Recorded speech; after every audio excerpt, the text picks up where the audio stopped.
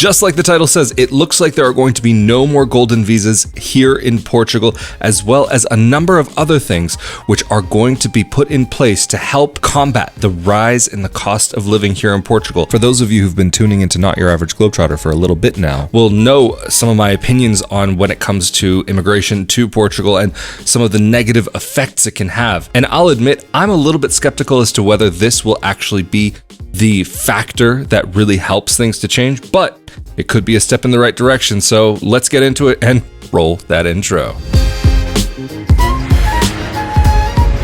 Hello there, I'm Rafael de Furia, back at it again for another Friday night for another episode of Not Your Average Globetrotter. This Friday night, we are going to be talking a little bit about this new article. There was a bunch of articles that have come around, but the one that I'm going to focus on is a Reuters article. Portugal ends golden visas, curtails Airbnb rentals to address housing crisis. And also, I'm just going to start out by saying, in no way am I trying to criticize the Portuguese government or Portuguese politicians. I'm a guest in this country and I recognize that. My intention with this episode is to look and see what is going on and think about it and ask questions. I'm not trying to give any answers, but I think it's important to have some questions about what's going on and also try to understand what are the potential possibilities that could come from these things. Whether they may happen or not, I do believe it's worthwhile discussing. Lisbon, February 16th, Reuters.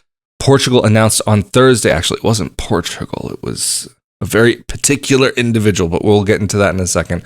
Portugal announced on Thursday a hefty package of measures to tackle the housing crisis, including the end of its controversial golden visa scheme and a ban on new licenses for Airbnbs and other short-term holiday rentals. In this episode, I'm going to be skipping around and not read the whole article. If you want to read the whole article, I'll leave a link to that probably on the Facebook post under this episode on my Facebook page. So come over to Facebook and you'll be able to read along and get more information on this. But when they say controversial golden visa scheme, all golden visa schemes are controversial. There's not one that isn't controversial. The thing is with Portugal, from my understanding, that made this particular golden visa quite controversial was the lack of time necessary to actually spend in the country. It was a very short period of time per year, whereas for most other visas, you have to actually reside in the country for the majority of the year. So this is actually a really huge thing. And like I was saying, it wasn't Portugal that said this, but getting a little bit further into the article, Prime Minister Antonio Costa said, the crisis is now affecting all families, not just the most vulnerable. It's not clear when the measures worth at least 900 million euros will come into effect. Costa said some would be approved next month, others will be voted on by lawmakers. So this just basically means this is not in place now, but it looks very likely that this could end up becoming something that we will see in the near future. A mechanism would be introduced to regulate rent increases, he added, and the government will also offer tax incentives to landlords who convert tourism properties into houses for locals to rent. That particular point right there, I think, is massive. In my opinion, it could be a very critical factor that would make it of interest to these landlords to convert their properties, because that's one of the biggest problems right now, and not just in Portugal, but many locations around the world.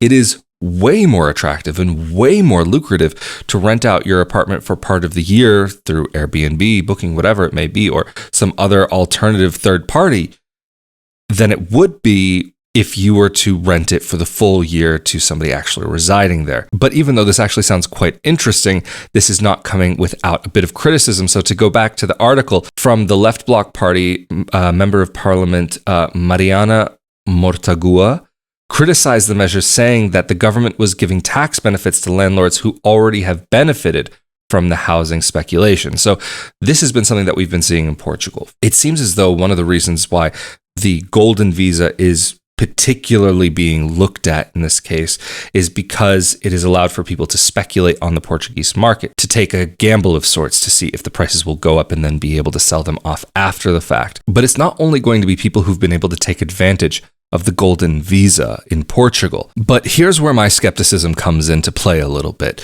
it's not just the individuals and families who've taken advantage of this golden visa opportunity who have been speculating on the market, but maybe if somebody's watching who's Portuguese or has a better understanding of the Portuguese legal system and real estate system, as far as I'm aware, a person doesn't have to have a visa to even purchase property here. So it's not just the golden visa holders. So my assumption would be that the golden visa holders and just putting that on the chopping block is not going to be the thing that really curtails all of these issues. It might help to a certain extent. However, is it only just trying to put a face or a name to a larger group of people, but because there's this legal classification of this one group of people, are they going to be taking all of the heat for the kind of overall market issues that we're seeing? So it leads me to the question, getting rid of the golden visa, is that going to be enough to see a real change in the market? I think the Airbnb thing, that actually may be a little bit of a bigger change that we may see to places like Porto, Lagos, Lisboa, Cascais, some of the more popular locations, even Braga to an extent, but very minute extent. But I do think that it is interesting that they are trying to incentivize landlords to change over. But the thing is that it's not just from one party or one part of the political spectrum that is seeing criticism of this. We are also hearing from the Social Democrats that said that the measures were an attack on the rights of property owners and businesses. And so I can actually see both sides, and I can see both perspectives that, okay, maybe there's going to be one side that feels as though that the landlords are in a position that they've already been getting a lot of benefits and they're just going to keep on benefiting. But then there's the other part where it's like, well, hey, if a person has worked their whole life to be able to own a certain property or has worked any amount of time and has been able to legally procure a piece of property, then maybe they shouldn't have so many restrictions on what they're able to do with it. So of course, if you're somebody who is thinking about purchasing property in Portugal, then this will have to be a factor that you may want to take into consideration about how much freedom that you have to do with your property that you purchase, whether it's in full or a mortgage or whatever it may be. Will you be able to have a full say over what happens with your property? And then even there are more questions that I think come into play in a very different conversation about energy ratings and some of what's going on with the European Union, and even what you may or may not be able to do with a home that doesn't have a good energy rating in the not so distant future. But again, that's a very different discussion for a different day. I don't want to allude into something too much, even though I've just teased a very different topic. But to continue on in this article, to address the housing shortage, Costa said that the state would rent vacant houses direct from landlords for a period of 5 years and put them on the rental market. So again, this kind of gets back into what I was saying before. What kind of freedoms do you have with your ownership of a property? Are you going to be able to have a say over what happens? Or is the government going to be coming in and telling you what you can and can't do and who you can and can't have in your home? So I think in this case, it's not talking about what I just mentioned here. It's more so that there's this kind of transitory period, at least from what I'm understanding. I, of course, could be wrong, but at the same time, I can't help but wonder and have these questions attached to these and thinking about a couple steps ahead. What could things look like? Is this setting up things to go in a particular direction, or will things end off here as is? But again, continuing on with the article, Portugal will end its golden visa program, which offers EU passports to non-EU nationals in return for investments, including in real estate, and has been criticized for boosting house prices and rents. So this, as far as I'm aware and I understand of the situation, they're not actually getting EU passports immediately. It's eventually part of it, but you don't just get a golden visa and get a passport, because they're talking about the golden visa program and then which offers EU passports. A visa is not a passport. A visa is something that you get in a passport, but to get a visa, you already have to have a passport. So there is this process. Yes, of course, At the end of this process, the idea is that you'll be able to get a European passport. But I do digress a little bit here.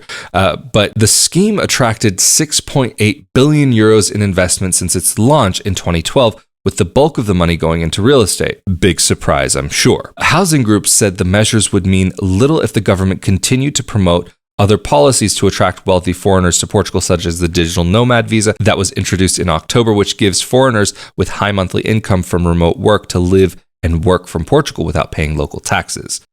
As far as I'm aware, that's actually not entirely true. I was under the impression that you do have to pay local taxes, but I'm not going to get into that because I could be wrong here. But again, this gets into exactly what I was talking about before. Is it just putting one face and putting all of the blame there? Or is this actually going to be the core of the issue that is being attacked? I don't think so personally. I think that some of these visas, such as digital nomad or D7 or various other types of visas that allow a person to remain here, do contribute to some of the problems that we're seeing. I don't necessarily think that things should be shut down and closed down. However, you do have to look at the balance between things. And I definitely, some of these visas were made to attract people to come here and invest in the country and boost the economy. But even though that to an extent has happened, it's not something that has trickled down into the rest of Portuguese society. There are so many people who really struggle here. And especially now, with the cost of housing going up so much, I mean, really, even in just the past few years, going up an unbelievable amount. And then on top, inflation. This really creates a very dangerous situation where people are not able to remain in the cities that they grew up in and have to move out to other places just so that they can afford to live. This is something, though, that is not unique to Portugal. This does happen in other parts of the world. It's happened in places like, say, New York, Seattle, many places around the world. This is not a unique issue to Portugal or even Vancouver, Canada, not Washington. Well, maybe Washington a little bit, but Vancouver, Canada is the one that I have in mind. If you know, there's been some major issues that have kind of cropped up there with the investment in properties. Different topic for a different day, but I do see them all as related in one way or another. The thing is, though, that overall, these were put in place to try and help kind of bolster the economy, have ended up hurting some aspects of day-to-day life here, and housing crisis has become worse. Based on the past few years, since 2020, especially, these are other factors that contribute to more difficulty, because even during that time, that inspired a lot of people to go to another place, and people were doing a lot of research in those initial periods when nobody could go out. So a lot of people said as soon as that they can go someplace, they're going to go to Portugal. And a lot of people did. And so overall, it does seem as though that this golden era of sorts, or rather golden visa era, may be over. I don't think it's the worst thing. I think that it actually could have potential to help. But like I said in this episode, I do remain skeptical as to whether this will be the factor that really makes the difference in the end. But this is where I'm going to end things off for this week. So thank you so much for joining me for another episode of Not Your Average Globetrotter. Of course, a huge thank you to those of you who help to make these episodes possible through Patreon on a monthly basis, or the one-time donations through the thanks button here on YouTube, or the one-time donations through rafaeldefuria.com/support. Really thank all of you so very, very much for being a part of this. And also a big thanks to those of you who do share these episodes with your friends, as well as like and comment and share your thoughts down in the comment section below on YouTube. Of course, if you're listening to the audio only version, feel free to come on over to YouTube and join in on the conversation. Of course, as always, I'm Rafael de Furia. Stay safe and healthy out there, and I will see you all next time. Later.